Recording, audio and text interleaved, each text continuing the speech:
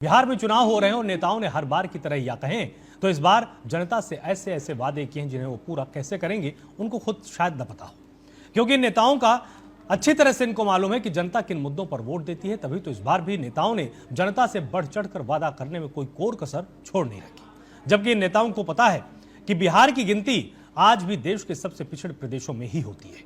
ऐसे में इन वादों को पूरा करने के लिए पैसा कहां से आएगा, लेकिन उन्हें तो बस वोट से मतलब है जो किसी भी तरह उनके पाले में आ जाए। तभी कहा जाता है कि वादे हैं, वादों क्या क्या। आज हम इसी पर चर्चा करेंगे, लेकिन उसके पहले पेश है ये खास रिपोर्ट।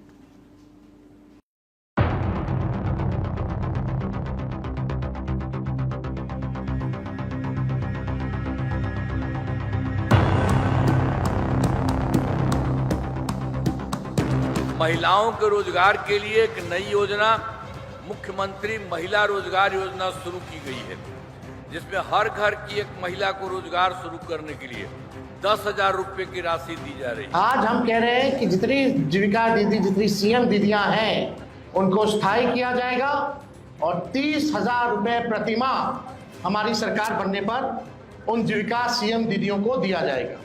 चुनाव आते ही नेता वादों की झड़ी लगा देते हैं। फिलहाल बिहार में विधानसभा का चुनाव हो रहा है और नेता बढ़ चढ़कर वायदे कर रहे हैं। इसमें कोई भी पीछे नहीं है, यानी सत्तारूढ़ एनडीए हो या विपक्षी महागठबंधन। हालांकि इनके कुछ वादे तो ऐसे जिन्हें पूरा करना संभव ही नहीं दिखता, लेकिन चुनावी वादों को लेकर कोई नियम कानून तो है नहीं, इसलिए वोटों की लालच में ये कुछ भी वादा करते जाते हैं। जैसे कि बिहार विधानसभा चुनाव 2025 को लेकर एनडीए ने चुनावी संकल्प पत्र में 1 करोड़ नौकरी देने का वायदा किया। महागठबंधन की ओर से भी तेजस्वी ने हर परिवार से एक व्यक्ति को नौकरी देने का वायदा किया, जिसकी संख्या करीब 2 करोड़ से ज्यादा होगी। बिहार की एनडीए सरकार ने महिला रोजगार योजना के तहत खाते में 10,000 रुपए डाले, साथ ही और भी कई वायदे कर दिए। जबकि महागठबंधन की ओर से तेजस्वी ने जीविका दीदियों को 30,000 रुपए महीना सैलरी देने का वायदा किया। साथ ही माई बहन मान योजना के तहत भी महिलाओं को 30,000 रुपए सालाना देने का वायदा किया। इसके अलावा भी दोनों संगठनों की ओर से और भी कई ऐसे वायदे किए हैं, जिनमें पैसा कहां से आएगा ये बड़ा सवाल है। जैसा कि पार्टियां और उसके नेता चुनाव के समय वायदे तो खूब करते हैं, लेकिन जब जनता का वोट पाकर सरकार बना लेते हैं तो उन पर वादों को पूरा करने के लिए उनकी कोई जिम्मेदारी नहीं, कोई बाध्यता नहीं। यानी रेवड़ी की राजनीति के तहत वो जनता से वायदे करके उसे पूरा करने के लिए किसी नियम से नहीं बंधे होते। मसलन नीतीश कुमार जिनकी सरकार है, या फिर तेजस्वी यादव जो सरकार बनाने का दावा कर रहा है, अगर उनकी सरकार बनती है तो फिर वो इन वायदों को पूरा करने के लिए पैसा कहां से लाएंगे। मसलन बिहार में 2025-2026 का बजट करीब 3,16,000 करोड़ रुपए, जिसमें करीब 55,737 करोड़ का लोन लिया जाना तय है और बिहार पर 4,04,107 करोड़ का बकाया है। जैसा कि बजट का बहुत बड़ा हिस्सा सरकारी कर्मचारियों की सैलरी से लेकर और दूसरे मद में खर्च हो जाता है। ऐसे में जो रेवड़ी की राजनीति के तहत जो वायदे पूरे किए जाते हैं, उसे पूरा करने के लिए पैसा नहीं बचता।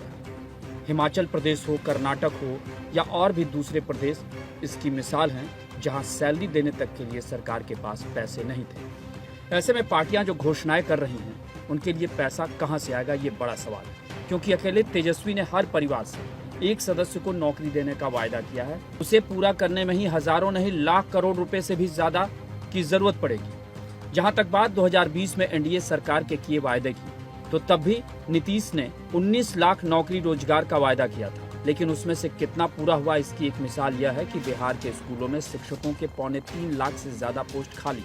इसके अलावा राज्य की ओर से स्वीकृत पदों के मुताबिक SCERT में 31% और डाइट में 19.69% शैक्षणिक पद खाली। एक आंकड़े के मुताबिक बिहार में regular doctor, grade a nurse और ANM के 59,834 स्वीकृत पदों में से 27,835 पद खाली।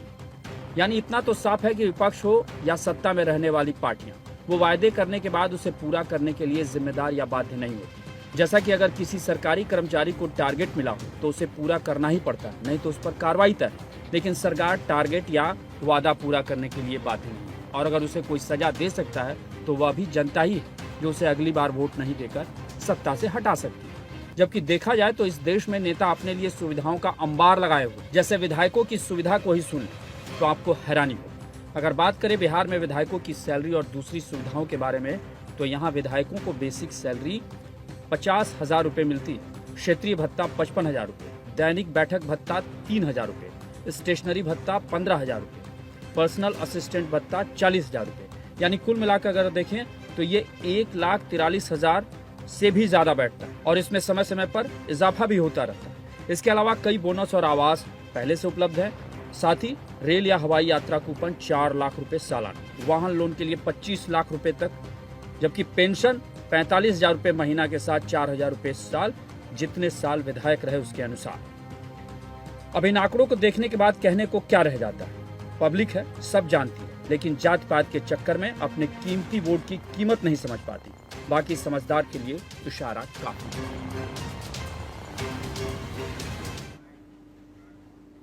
आज हम इसी अहम मुद्दे पर चर्चा करेंगे। तमाम मेहमान यहां पर मेरे साथ जुड़े हुए हैं, लेकिन हमारे साथ सर्वे एक्सपर्ट अमित कुमार भी फोन लाइन पर इस वक्त मेरे साथ हैं। तो सबसे पहला सवाल अमित जी आपसे ही लेंगे, क्योंकि ये समझना बहुत जरूरी है कि 2020 के चुनाव को बहुत करीब से आपने देखा था। उस दौरान जो घोषणा पत्र तमाम पार्टियों की जारी हुए थे, उसमें कितना अमल किया गया जब सरकार उनकी बनती है, और उसके बाद 2025 में क्या उन तमाम बिंदुओं को आप अभी भी पाते हैं 2025 में, जिनका वादा तो 2020 में हुआ था लेकिन अब फिर से 2025 में उनको फिर से रिपीट कर दिया गया हो? आलोक जी, देखिए जितने भी घोषणा पत्र होते हैं सन 1990 से अगर अध्ययन किया जाए तो सरकारें इतनी अधिक घोषणाएं करती है जितना राज्य का या सेंट्रल का बजट नहीं होता है। अब कोई भी सरकार का जब बजट आपका 3 लाख करोड़ रुपए का है और अगर आप जो है 12 लाख करोड़ रुपए सालाना का घोषणा करेंगे तो पूरा कहाँ से करेंगे? तो जाहिर सी बात है कि जनता को भी समझना पड़ता है कि ये वादे हैं और ये चुनावी वादे हैं। कई बार आपने देखा होगा कि मतदान के बाद पार्टियां जीतती हैं और पूरा नहीं करती हैं, और जब दोबारा फिर जनता की अदालत में जाती हैं तो पिछली घोषणाओं के बारे में जब जनता पूछती है तो कह देते हैं कि ये तो जुमले थे, ये नारे थे।